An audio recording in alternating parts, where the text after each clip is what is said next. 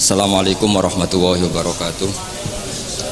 Bismillahirrahmanirrahim. Alhamdulillahirabbil alamin wassalatu wassalamu ala asyrofil mursalin sayyidina Maulana Muhammadin wa ala alihi wa sahbihi asmain. Amma ba'du. Yang sangat saya hormati keluarga besar Syekhina Kiai Haji Maimun Zubair, putra-putra beliau, menantu-menantu beliau, santri-santri beliau, semua yang saya hormati. Alhamdulillah di sini ada Gus Kamil, ada Gus Anam, ada Pak Wakil Menteri, ada Mbah Nawawi, ada Dirjen, ada Bapak Mukhlisin, semuanya ada. Saya akan memberi penjelasan singkat tentang judul. Kenapa saya namai Al-Intisor? Jadi menolong itu bukti mahabbah. Bukan berarti Mbah Mun butuh ditolong itu enggak. Sebagaimana ayat wa yansurunallaha wa rasulah. Tentu kita tidak pernah GR menolong Allah. Allah la yahtaju ilal i'anah. Karena Allah itu ghaniyun mutlak. Tapi bahasanya Quran wa yansurunallaha wa rasulah. Kemudian kenapa saya milih menjamakkan madzhab? Karena beliau punya madzhab fi tasawuf, punya madzhab fil fikih, punya madzhab fil ijtimaiyah.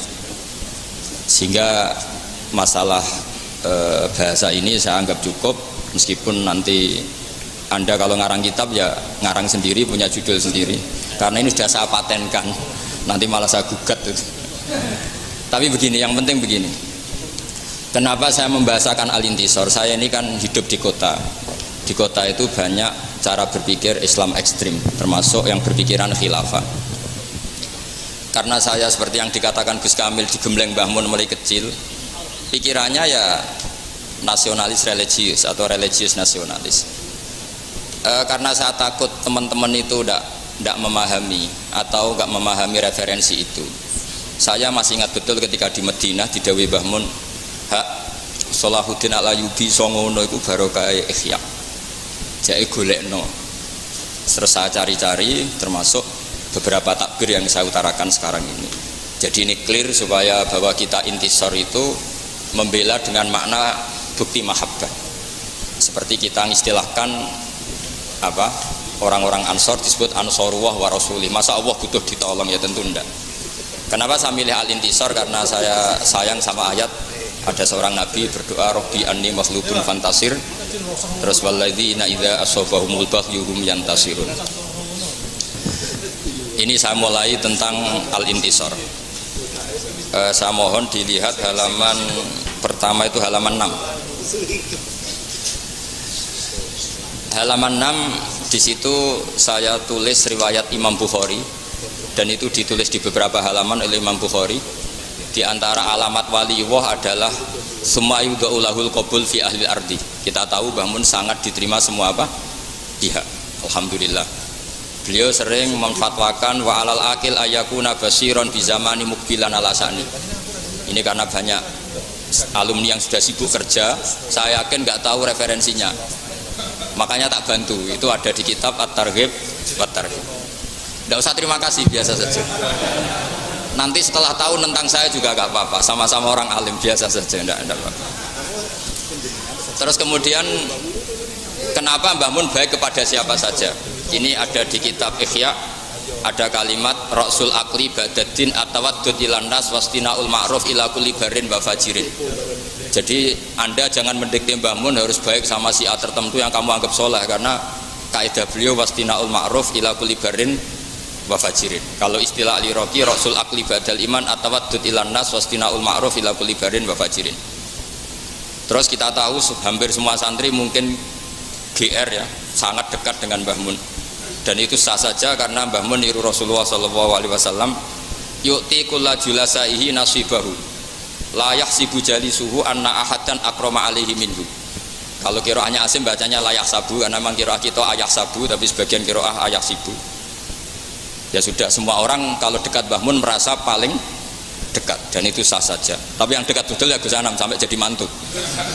Jadi yang lain GR saja, yang fakta ya Gus Anam. Sampai itu ya dapat ilmunya, dapat putrinya. Cuma kita bisa menyaingi beliau liwat ridho mbek kodok kodar, itu ya iman yang luar biasa. Jadi beliau menjadi hebat karena jadi mantu, kita menjadi hebat mergo ridho mbek kodok kodar. Sekali sampean hasud neraka. Nah terus Mbah Mun itu juga Habib Lutfi. Sering ada pertanyaan ke saya, kenapa Mbah Mun kalau diaturi pejabat langsung hadir, kalau diaturi alumni kadang susah. Nah itu saya terjemahkan di sini. Akto Rasulullah kauman wa mana akhirin faka'annahum atabu alai faqal inni uti qauman akhafu halahum wa jazahum wa akilu qauman ila ma ja'alallahu fi qulubihim minal khairi wal hina. Jadi karena mahabbahnya santri sudah permanen, maka Mbah Mun tidak perlu servis. Itu seperti yang dilakukan Rasulullah pada sahabat Ansor. Jelas ya. Jadi ini saya baca sekilas-sekilas saja. Karena saya kalau nerangkan detail itu ngenyak Kiai diterangno. Jadi ini saya baca sekilas-sekilas saja. Terus Mbah Mun menghindari bahasa menfonis bahwa zaman ini rusak, zaman ini gini. Yai jarang ngendikan seperti itu karena ngikuti dawuh Nabi, idza qala ar-rajulu halakan nas fa huwa ahlakuhum. Qala Abu Ishaq la adri ahlakahum bin nasbi aw ahlakuhum birrafi. Jadi Yai jarang komentari zaman ini. Terus komitmen beliau komitmen beliau terhadap madzhab ahli sunnah wal jamaah. Beliau dari awal di Muqaddimah al-ulama al-mujaddidun ngendikan al jihad wajibun alaikum ma'akuli amirin baron kana ufajiron sampai saat terusnya wain amilal kabair. Sehingga kalau beliau berkongsi dengan siapapun termasuk waliul amri itu dari awal memang riwayatnya itu ya baron kana ufajiron. Jadi Anda jangan menuntut pilah-pilah, riwayatnya baron kana ufajiron kok Anda nuntut pilah-pilah. Jadi kalau Anda milah-milah berarti tidak baca hadis ini. Kalau tidak baca berarti sampai tidak alumni. Ini karangannya kiainya aja tidak baca, apalagi karangan selain kiainya. Nah terus ini yang paling pokok halaman 11. Ini yang diceritakan Gus Kamil tadi. Ini sudah 25 menit, tinggal 5 menit ini. Enggak, tapi rasanya 25 menit. Kemudian yang nomor 11, kenapa beliau berkoalisi dengan pemerintah bahkan sangat ingin putranya maupun santrinya jadi pejabat. Saya masih ingat dulu ketika kiai-kiai belum dekat pejabat, kalau ada teroris atau apa di antara yang diintel itu pesantren. Tapi barokahnya kiai-kiai mau berkawan dengan pejabat. Sekarang kalau ada teroris tidak pernah lagi dicari-cari dia apa? Pesantren, karena kiai-kiai gak diragukan loyalitasnya sama NKRI, apalagi terbukti mau jabat. Maka di sini dikatakan Imam Ghazali wa amal izu wal jah fabiyat faul insan an nafsi adzulla wad doima wa la yastaghni anhu muslimun. Jadi orang harus punya pangkat atau bermitaan sama orang yang punya pangkat supaya keagamaannya tidak terganggu.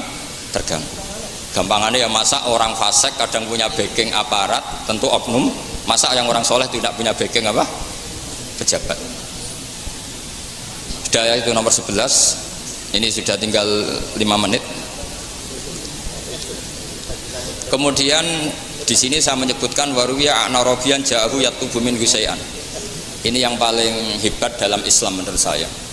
Ada seorang bedui minta sesuatu sama Nabi, karena Nabi itu tidak orang kaya raya, meskipun sangat sakhot, tapi kan tidak kaya raya, ngasih itu nggak memuaskan. Orang Arabi ini menggerutu. Ketika menggerutu, sahabat ingin bunuh Arabi ini karena dianggap kurang sopan sama Rasulullah SAW. Tapi uniknya Nabi minta Arabi tadi ke rumah, atau Nabi yang masuk rumah dikasih banyak, kemudian puas. Ketika puas kata Nabi, kamu harus ngomong ke mereka kalau kamu puas supaya sahabat saya tidak dongkol sama kamu. Oke ya Rasulullah, saya bilang ke mereka. Ketika bilang ke mereka, kata Nabi, ibarat saya ngerawat umat itu kayak seorang yang punya unta ngerawat unta yang sedang liar. Kalau dibantu orang lain malah liar. Kiai juga gitu. Kiai itu paling sabar ngerumat umat. Kalau orang lain yang tidak kiai ngerumat umat itu tambah kacau. Latihan tobat dianggap kafir, latihan sholat dianggap rasah, latihan ngaji ora paham pogo kitab, soalnya cangkem elek terus.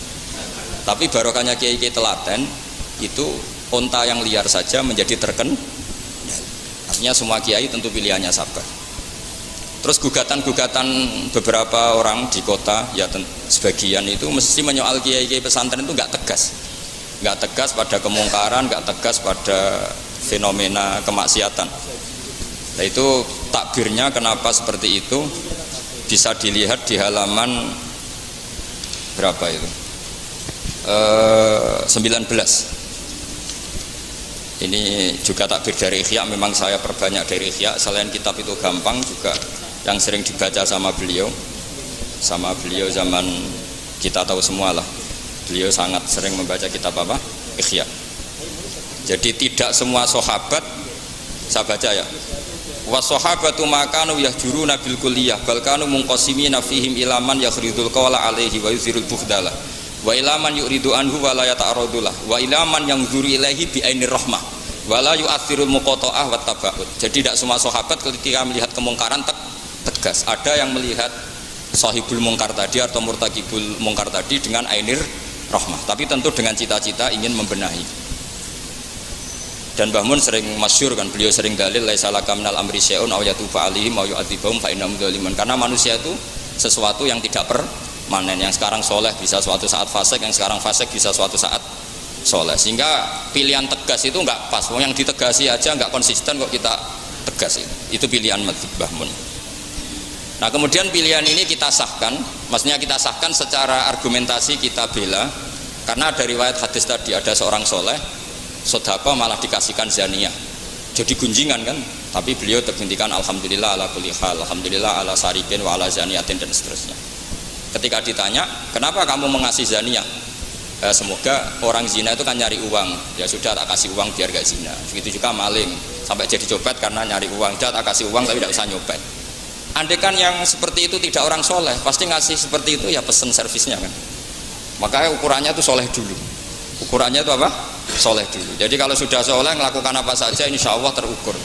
Termasuk misalnya terpaksa muamalah ma'al fusak. Nah, terus diantara itu saya menyebutkan riwayatnya Sufyan bin Uyainah ketika itu ditulis oleh Khilyatul Auliya, ketika Nabi Yahya dan Isa itu dua nabi besar yang sezaman. Yang Nabi Yahya suka berkawan atau berkomunitas sama orang-orang soleh, yang Nabi Isa beliau menjawab Nabi itu biman zilati tobib, saya udawil mardo, ya sudah saya nangani orang macam-macam. Artinya begini, menurut saya Mbah Mun itu jami'un lil kulli. Kalau kancanan orang soleh ya berarti ala manhaji Nabi Yahya, kalau bina orang-orang macam-macam ala manhaji Nabi Isa. Jadi ini makalah gak perlu dijelaskan, saya mohon dibaca khatam. Kalau nggak setuju dengan saya harus setuju sama Ihya. Jadi nggak penting saya itu takbirnya ada halamannya, mungkin mudah dicari. Kitab saya Darul Kutub Al-Ilmiyah harus dicari. Semoga kitab Ihya ada di rumah Anda, jadi tidak terjual atau tidak dikerdusi di atas. Jadi mohon dicari sendiri. Ya, saya kira demikian. Assalamualaikum warahmatullahi wabarakatuh. Assalamualaikum warahmatullahi wabarakatuh. Bismillahirrahmanirrahim. Tabarakalladzi nazzala al-furqana ala 'abdihi liyakuna lil-'alamin nadhira. Allahumma shalli ala sayyidina Muhammadin wa ala alihi wa sahbihi wa sallim asma'in nama ba'du. Yang kita hormati bersama Syekhina Murabbi Ruhina Kiai Haji Maimun Zubair wa ahli baiti. Juga enggak lupa Mas Hakim sebagai direktur atau termasuk penguasa ya, penguasa TV 9 yang tadi mempromosikan TV 9. Karena ini nuansanya seminar, maka saya punya pemikiran yang berbeda biar kesannya itu udah kong kali kong. Saya melihat bahwa kita ini sudah subjek bukan objek. Karena setahu saya santri-santri itu misalnya ngapalkan alfiah capek, terus manfaatkan lihat sinetron. Jadi mereka itu alat untuk kita terhibur. Bukan kita diperalat sinetron, tapi kita memperalat sinetron. Misalnya tadi beliau cerita bapak-bapak jadi korban karena ibu-ibu melihat bapak-bapak yang ganteng pakai jas uangnya banyak. Sebetulnya ibu-ibu juga jadi korban karena nggak secantik yang di TV. jadi ini penting saya ketahui. Begitu juga melihat Real Madrid misalnya. Kita ini kalau ngidolakan pemain lokal, kan datangkan pelatih, ngelatih itu mahal, bikin stadion mahal. Mendingan ngidolakan yang sudah jadi. Lagi-lagi mereka kita jadikan objek dari keinginan kita yang nggak mau repot-repot, ya beli yang instan gitu. Jadi ini mungkin yang saya beda dengan beliau. Saya ini sering ketemu para dokter, para profesor di Jogja. Bahkan saya bikin komunitas grup diskusi kematian. Itu profesor-profesor yang mau mati itu sering diskusi sama saya. Kenapa ini penting? Karena mereka bilang gini, Pak Bahak, dunia ini pasti kita tinggalkan saja, perumusnya banyak. Masa kematian yang kita songsong nggak ada perumusnya gitu. Makanya kita bikin tim perumus kematian. Terus saya bilang, ini bedanya profesor sama intelektual. Kalau intelektual itu diskusikan yang profan, dunia itu profan, nanti habis. Kalau kematian itu abadi. Maka untuk orang jadi profesor syaratnya harus tahu tentang kematian. Dari provokasi ini banyak teman-teman diskusi kematian ini. Ini penting saya utarakan karena dunia apapun hebatnya seperti yang dipandang Mas Hakim bisa dibalik juga. Misalnya orang bilang Israel nggak bisa dikalahkan, sebetulnya hingga sekarang pun Palestina nggak bisa dikalahkan. Hebatnya apa Israel? Nyatanya tidak bisa menghilangkan Palestina, paling di Google dihapus gitu saja. Sama, apa sih hebatnya punya TV banyak, pemirsanya banyak? Sebetulnya TV itu menggantung banyak pemirsa dan itu kita. Sebetulnya mereka yang bergantung kita apa kita yang bergantung mereka? Zaman ibu-ibu belum ada sinetron, mereka terhibur, ngerasani tonggo, petanan, macam-macam. Artinya punya cara untuk hiburan. Lalu TV-TV ini menjadikan mereka objek untuk jadi kaya. Ini gimana supaya kita jadi kaya, mereka jadi pemirsa, jadi apa, macam-macam. Jadilah kita objek.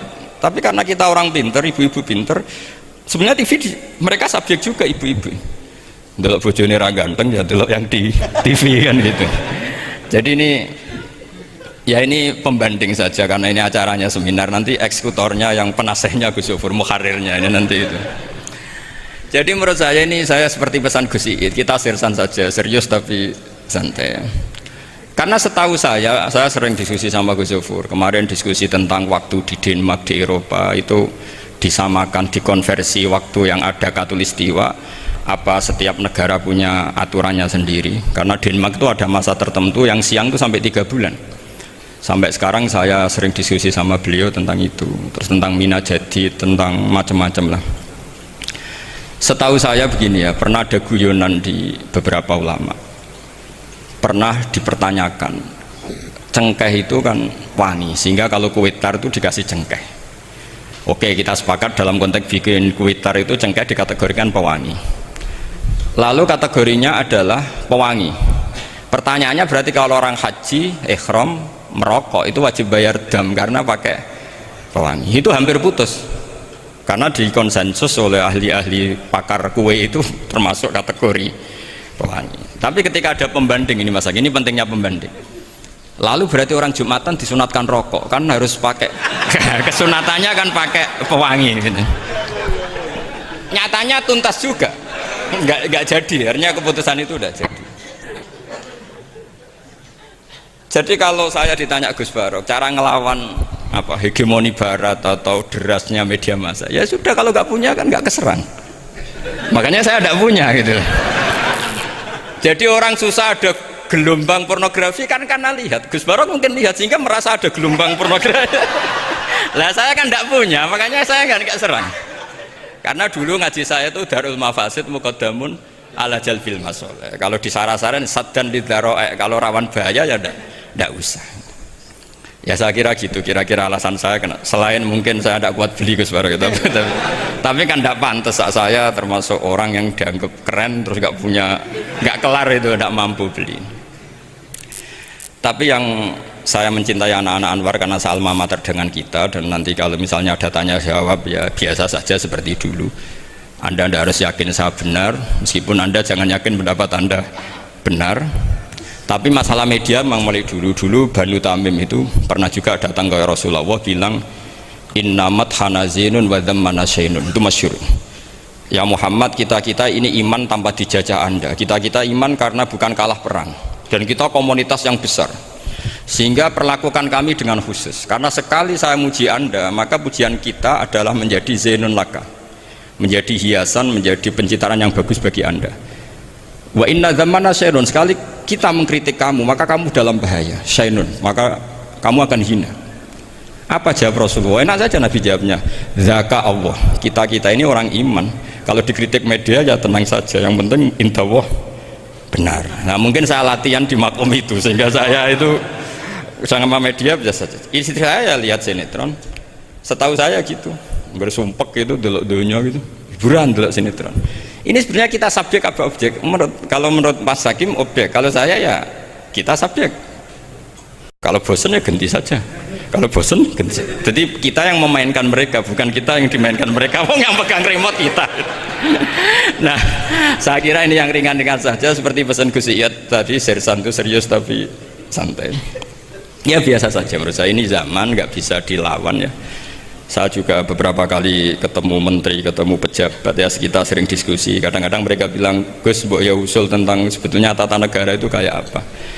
Saya bilang ini basa-basi, ada pakarnya, tata negara itu sudah ada pakar. Kalau sama tanya tata akhirat, saya jelaskan. Terus, ya tata akhirat itu kamu di dunia harus sujud. Dunia ini nanti profan, jabatan menteri itu profan. Kalau akhirat itu abadi. Akhirnya ngaji sama saya. Enggak bab itu, tapi ini penting. Bagaimanapun kita umatnya Nabi yang diamanati menyelamatkan umat ini sampai dunia akhirat. Kalau yang di dunia sudah ada spesialis ya kita terima. Bagaimanapun orang Islam itu kalau bisa ya fit dunya hasanah. Tapi yang sudah agak-agak berKTP akhirat kayak saya jangan dipaksa. Ini penting ya, karena memang ayatnya wafil akhirati hasanah gitu. Jadi kita tidak boleh hanya bicara kompetisi antar TV macam-macam. Kalau antar program pengajian mau saya, karena itu ya saya kira demikian. Ini penting ya pembanding itu, karena saya punya cerita ya, betapa Rasulullah SAW ini sangat-sangat akademik ya. Saya punya cerita agak serius. Setelah ini selesai, saya ini terakhir ke suara. Suatu saat ada seorang sahabat, ini yang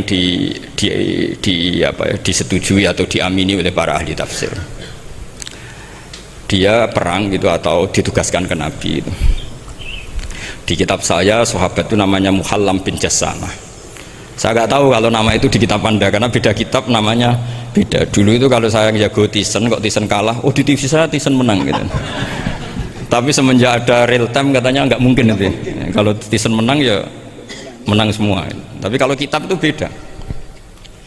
Di ayat idza darabtum fi sabilillahi fatabayyanu itu. Kemudian Muhallam bin Jassamah ini membunuh satu orang. Di kitab saya namanya itu Amir bin Atbad. Setelah dibunuh, padahal orang ini setelah terdesak melafadzkan la ilaha illallah Muhammadur Rasulullah.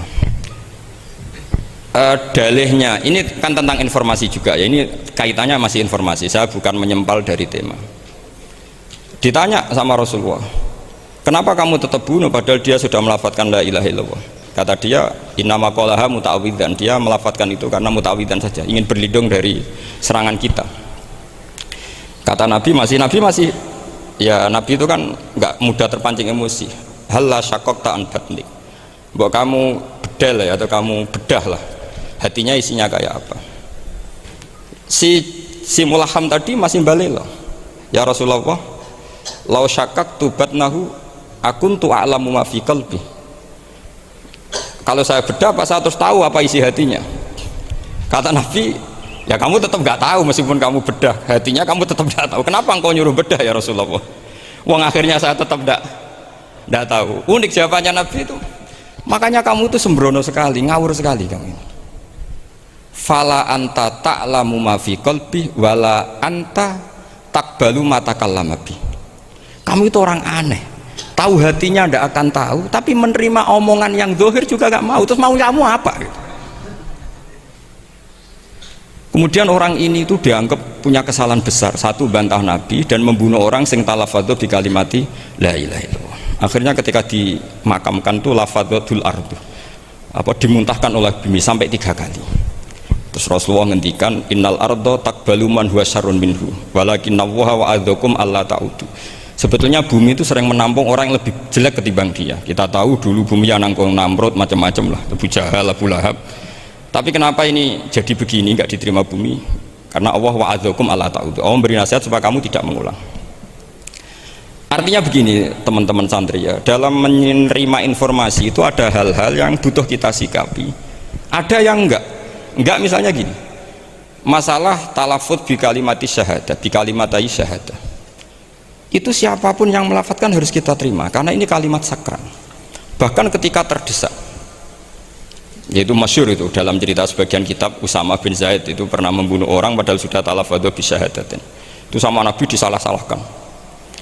Padahal kata Usama, tapi dia sudah memotong tangan kita, kaki kita, masa pas kita punya kesempatan tidak boleh bunuh ya Rasulullah? Kata Rasulullah tetap saja ngendikan kaifa tasna'u bila ilahil wahida ja'at yaumal qiyamah, terus begitu. Nah ini kalau dalam ilmu tafsir atau ilmu hadis disebut kebenaran absolutisme, sehingga ada hadis mangkola la ilaha illallah dakhalal jannah wa in zana wa in saraka. Kalau di bab fikih informasi itu bisa kita terima kalau mukhbirnya itu adil datanya valid. Tapi khusus kalimat syahadat itu tidak, wa in zana wa in saraka harus kita terima. Sehingga kita tidak pernah mengkafirkan orang fasik. Misalnya lonte ditanya Tuhan siapa, ya Allah. Rektor Al-Azhar jawabnya ya Allah. Ketua MUI ya jawabnya ya. Jangan karena misalnya copet bilang Tuhan itu Allah, terus MUI bilang wah saya tak jawab yang lain lah, nanti sama gitu. Nah, saya pernah ditanya sama dosen di Jogja, Pak Bahak, kenapa ada kata wa in zana wa in saraka? Kesannya itu Islam membolehkan zina. Terus saya bilang ini contoh absolutisme kebenaran. Jadi kalau kebenaran itu absolut, kita terima dari siapa saja. Tukang becak ngomong tambah 2 ya 4. Lonte bilang 4, pakar matematika 4, rektor UGM nanti ya bilang 4. Sama. La ilaha illallah itu kalimat yang absolut. Sehingga di TV misalnya, apapun TV Yahudi atau TV Nasrani, kalau programnya itu benar menerangkan kebenaran, meskipun mereka niatnya bisnis, tapi kalau kalimat itu kalimat yang benar, ya mau tidak mau kita terima. Terus kedua, ada informasi yang kita sikapi dalam suasana genting. Kayak zaman perang Uhud, ada isu bahwa Rasulullah itu kutilah, dibunuh. Kemudian ini melemahkan para orang Ansor dan Muhajirin, atau Muhajirin dan Ansor. Terus kata Rasulullah, Umar, ajibu, kamu harus menjawab bahwa saya masih. Akhirnya Umar berteriak keras bahwa Rasulullah itu masih hidup. Ini contoh-contoh informasi yang secepatnya harus dijawab. Terus ketiga, informasi yang nggak penting dijawab karena memang sudah hoax, sudah sampah. Misalnya gini, orang melihat di TV infotainment itu nggak pernah yakin kok benar apa enggak. Ibu-ibu itu butuh hiburan, melupakan suaminya, utangnya, macam-macamnya. Makanya saya bilang, ibu-ibu ini subjek, bukan objek. Jadi ini yang saya beda dengan Mas Hakim. Tentu saya punya sisi kesalahan karena saya juga nggak perlu akurat, kan ini tidak bidang saya. Tapi cukup jadi pembanding. Karena ini menyangkut harga diri Mas Hakim. Kesannya kalau kita objek kan kita ini kayak orang bodoh yang diatur-atur gitu. Tapi kalau subjek kan keren gitu, kadang-kadang. Ya saya kira demikian. Assalamualaikum warahmatullahi wabarakatuh.